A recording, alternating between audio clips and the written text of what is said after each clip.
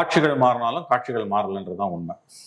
சரி, ஒரு கஸ்டோடியல் டெத்துக்கு ஒரு சீஃப் மினிஸ்டர் ரிசைன் பண்ணணுன்றதை நான் ஏற்றுக்கொள்ளவில்லை. இன்ஃபேக்ட் எடப்பாடி பீரியட்லேயே நான் அதை தான் சாத்தாங்குளம் இன்சிடென்ட்லேயே கூட என்னுடைய கருத்து வந்து இது டசன்ட் சால்வ் த ப்ராப்ளம். பொறுப்பேற்கணும்ல.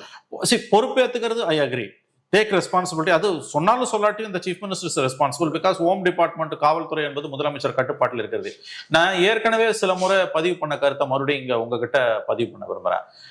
இந்தியாவிலேயே வந்து காவல்துறையை கையில் வைத்திருக்கக்கூடிய, முதலமைச்சரை கையில் வைத்திருக்கக்கூடிய வெகு சில மாநிலங்களில் தமிழ்நாடும் ஒன்று. பல மாநிலங்களில் உள்துறைக்குன்னு தனி அமைச்சர் இருப்பாங்க. தமிழ்நாட்டில் கக்கன், காமராஜ் பிறகு பக்தவச்சல ஆட்சி காலத்தில் வந்த கக்கன் அவர்கள் தான் வந்து கடைசி உள்துறை அமைச்சர். அதுக்கு பிறகு அண்ணாதுரை, எம்ஜிஆர், கருணாநிதி, ஜெயலலிதா, எடப்பாடி, ஸ்டாலின் எல்லார் காலத்திலுமே முதலமைச்சர், காவல்துறை வந்து முதலமைச்சர் கட்டுப்பாட்டில் தான் இருக்குது. சரி, தனியா உள்துறை அமைச்சரை போட்டு காவல்துறையை அங்க கட்டுப்பாட்டில் வைக்கிறதுல ஒரு அட்வான்டேஜ் என்னன்னா, இந்த மாதிரி சம்பவங்கள் நடக்கும்போது உள்துறை அமைச்சரை பலிகடா வாக்கலாம். அரசாங்கம் கொஞ்சம் ஹோலிக்கவா ஒரு மாரல் ஹை கிரவுண்ட் எடுக்கலாம். இங்க அது இல்லை.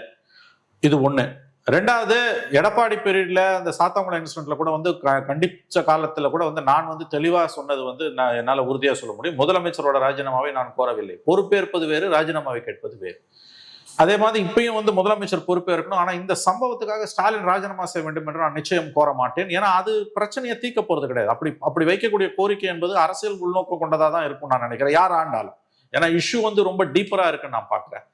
ஒரு சொல்யூஷன் வந்து அதுக்கு தான் நான் சொன்னது வந்து உள்துறைக்குன்னு தனி அமைச்சர். இன்னைக்கு அது இல்லை. நான் கமிங் பேக் டு ரெசிக்னேஷனை பொறுத்த வரைக்கும் என்னோட ஸ்டாண்ட் அதுதான்.